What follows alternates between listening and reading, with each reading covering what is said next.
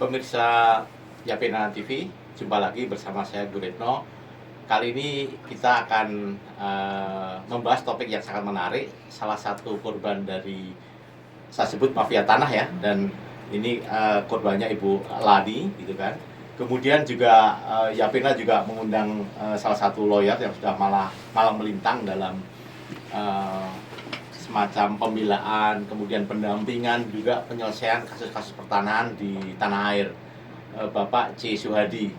Nah, langsung aja nih, Bu Lani, Ibu bisa menyampaikan, Ibu udah hampir 30 tahun ya Bu ya, memperjuangkan tanah ini, dan kemudian sampai sekarang belum selesai, dan bahkan karena ulah mafia, Ibu malah dihantam, dibalik ya, di fakta-fakta dijungkir balikan. Nah, ini yang terakhir seperti apa Bu? Ibu bisa sampaikan? Bahwa kasus saya itu 2013 Pak. Oke. Ya, tanahnya sudah 30 tahun lebih yang kami miliki. Jadi 2013 itu ada surat ukur baru ya kan, yang mana diduga dalam juga tidak benar dan fiktif, mengklaim dan menyerobot tanah Ibu gitu ya? Ya, itu karena ada tanah yang saya ceritakan dengan Yapena dulu kan, bahwa 1234 itu yang dipindah posisinya, muncullah 1232. Nah, 1232 ini mengukur tanah dan korbannya 3 Pak, bukan hanya saya sendiri, ada 3 ya kan, saya 2525, M59, M51 ya kan, sehingga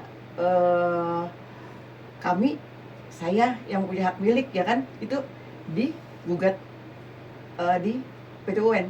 Sejauh ini gimana kelanjutan dari Ibu merasa dirugikan dan sebagainya, akhirnya aduan-aduan Ibu sampai jelas kasus seperti apa Bu? Kami mengadu di Polda Pak, karena itu ada pidananya sangat kuat ya kan, tapi di Polda tidak jalan. Di Banjarmasin? Ya, kami dengan satu rekan korban yang lainnya melaporkan di Bareskrim, itu sudah naik Pak. Ya. Dan sudah tersangka 3 oknum BPN dan 2 para oknum lainnya itu kan.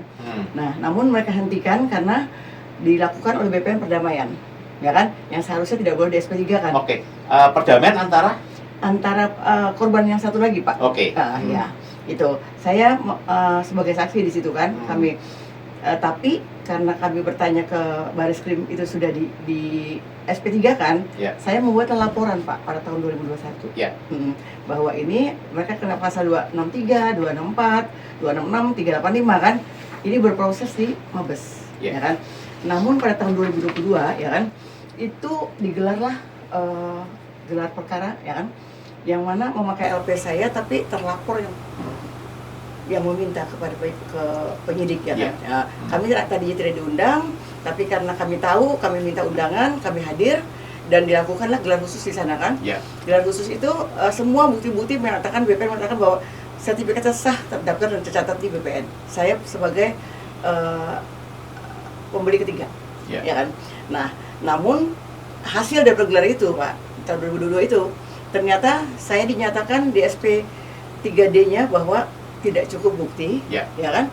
Dan apabila ada novum baru, saya berhak untuk dibuka kembali. Setahun kami mengejar Pak Hadi, lewat Pak Maret juga kami bertemu dengan Pak Menteri kan. Tapi setahun kemudian itu terbitlah surat Irjen, investigasi dari Irjen, yang menyatakan bahwa benar oknum juru ukur ATR BPN melakukan penyimpangan dan sudah dikenakan sanksi administrasi oleh BPN, hanya dipindah Pak. Terus poin kedua, surat ukur yang lawan saya dipakai, ya itu sudah dibatalkan. Namun sampai hari ini mungkin Kanwil tidak membatalkan ya. Saya tidak tahu juga. Yang mana pada poin ketiga, BPN ada secara agak banci Pak mengatakan tanah saya anomali. Ya kan? Nggak tahu saya kan kalau Tuhan menciptakan tanah, dan di situ saya berpanjang. Ada kasus tanah, tanahnya visinya ada, tapi surat-suratnya ada, tempat ini tapi anomali. Dikatakan menurut surat itu. Nah, makanya untuk lebih mempertegas, poin keempat diminta diukur, ya kan? Ukur ulang ya kan. Pada tanggal 21 Juni kami diundang sama tahun 2024 Pak. 2024 tahun ini. Hasil diundang sama Dirjen Sengketa Pak Tejo.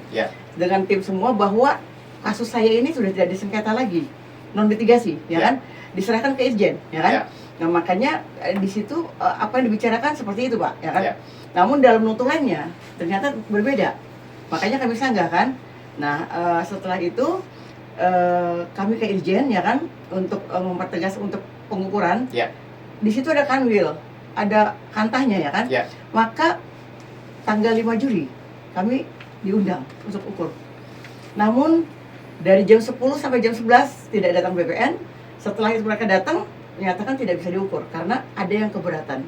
Ya kan mungkin nanti kita akan tanya Pak Swadi apakah seperti itu ya kan pelaksanaan BPN ya. Nah, akhirnya di situ tidak dilaksanakan. Saya diduga ya kan kalau dilaksanakan saat itu punya mereka itu tidak di situ Pak letaknya. Jadi mereka tidak membatalkan pengukuran dan kami minta berita acaranya diserahkan, tidak dilakukan. Sampai hari ini juga belum kami terima Pak. Oke, jadi persoalannya itu di dalam hal eksekusi pengukuran secara fisik sampai saat ini belum dilakukan. Belum. Padahal prosesnya dari pihak BPN pusat ya, kemudian menyuruhkan wilayah sampai kantah sehingga di lapangan tidak terlaksana. Sehingga berita acaranya juga yang diminta oleh Ibu sampai sekarang juga nggak ada. Belum. Karena di sinilah mungkin Ibu menduga ya, diduga ada permainan. Oke. Nah, sekarang tanah itu sendiri secara fisik diduduki oleh siapa? Sekarang ada rumah Pak, ada yang nungguin. Ada yang nungguin. Tapi, jadi penguasaan masih masih ada kami di sana. Pada makanya pada tanggal 16 Oktober tadi ya kan, saya mendapat informasi anak dari yang jaga tempat saya itu dibawa oleh polisi. Ya kan? Oknum polisi begitu ya? Oknum polisi yang mengakui dari Mabes. Dibawa ke Polsek dari jam 10 sampai jam 12. Habis itu disuruh tanda tangan Pak. Ya kan? Tanda tangan itu tidak boleh dibaca. Apa yang mereka tanda tangan juga nggak tahu saya kan.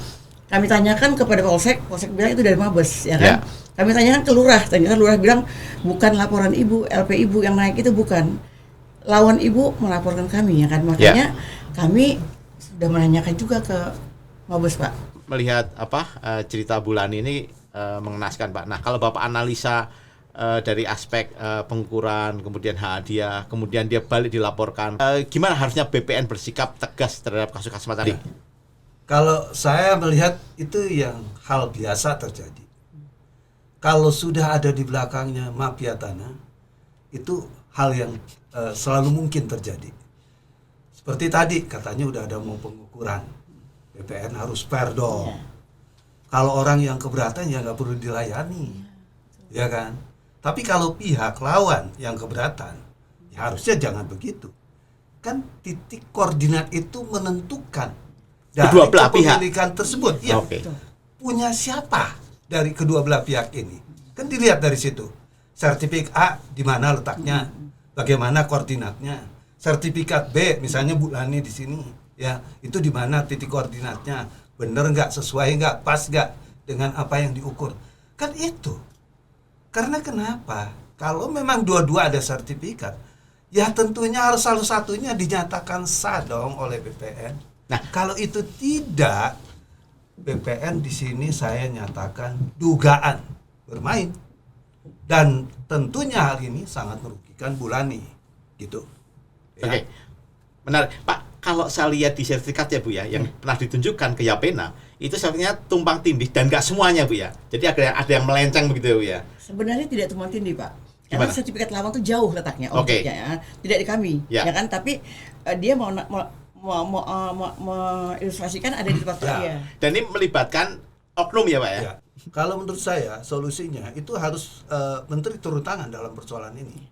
Karena tanpa itu nggak akan bisa selesai. So jujur ya, kalau udah BPN main di tingkat misalnya kota, provinsi, mungkin ujung-ujungnya ada backing di atas yang bermain. Udah seperti itu sulit. Makanya menteri harus turun tangan dalam persoalan. Menteri ATR, kepala BPN dalam hal ini ya. Betul, gitu. Nah, terus juga menurut saya itu juga perlu dipertanyakan. Kenapa ya tiba-tiba dibatalkan karena ada yang keberatan? Harusnya BPN menerangkan dong sebagai lembaga publik. Bu, ada yang keberatan. Siapa yang keberatan? Loh, kalau tetangga yang keberatan ya nggak bisa dong seperti itu. Kan tanahnya udah ada sertifikat. Kenapa mesti keberatan?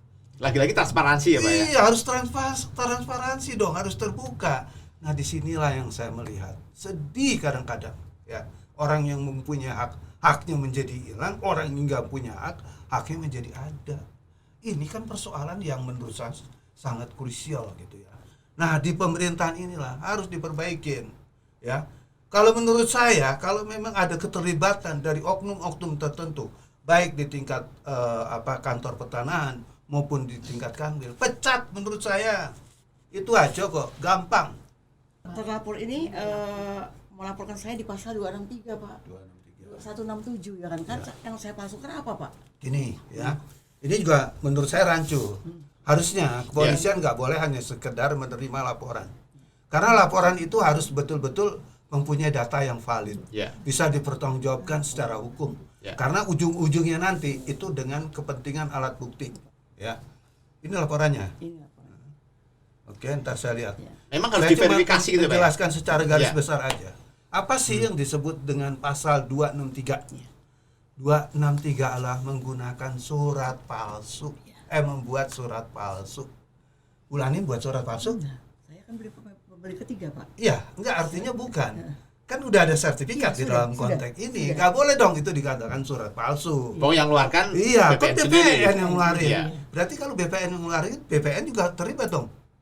BPN harus dipertanggungjawabkan. Jadi di sini nggak boleh. ada kerancuan gitu, Ya Pak. harus ada kerancuan. Bukannya ada kerancuan, memang kerancuan ini, ya. Iya. Dan ini harus ada tindakan dari Polri, terutama Kapolri yang kemarin saya dengar katanya dia akan memangkas orang-orang yang nggak bertanggung jawab. Kesempatan nih Pak Kapolri, kalau memang ada oknum di bawah yang melakukan pelanggaran, ya harus ditindak. Karena pasal 263 KUHP ya, itu adalah membuat surat palsu. Surat palsu apa yang dibuat? Ya. Nah, orang dokumen sertifikat itu kan bukan surat dalam konteks Ya. perorangan, tapi Ya. ada institusi yang terlibat di dalam persoalan itu gitu. Batalin dulu dong sertifikatnya. Berani enggak? Gitu. Terima kasih Bu Lani sama Pak Adi yang udah hadir di Yapena TV. Tapi kita juga nunggu lagi ya Bu ya, karena Ibu udah lapor ke Mas Wapres ya, Sudah. untuk lapor, dan kita masih nunggu berapa hari lagi kelanjutannya akan seperti apa. Nah, mungkin nanti Yapena TV akan mengundang Bu Lani lagi dalam kesempatan yang berbeda soal kelanjutannya aduan-aduan Ibu, supaya Ibu juga mendapatkan keadilan dari tanah yang diserobot gitu ya Bu ya. Pemirsa Yapena TV, demikian bincang-bincang singkat kami dengan Bu Lani, salah satu korban dari dalam tanda kutip mafia tanah yang dia dilempar ke sana kemari oleh oknum aparat BPN. Dan juga terima kasih juga komentarnya Pak C. Suhadi, seorang pengacara dan banyak membantu likuidasi penyelesaian soal-soal masalah pertanahan di tanah air. Sampai jumpa dalam ruang kesempatan dan topik yang berbeda. Sampai jumpa.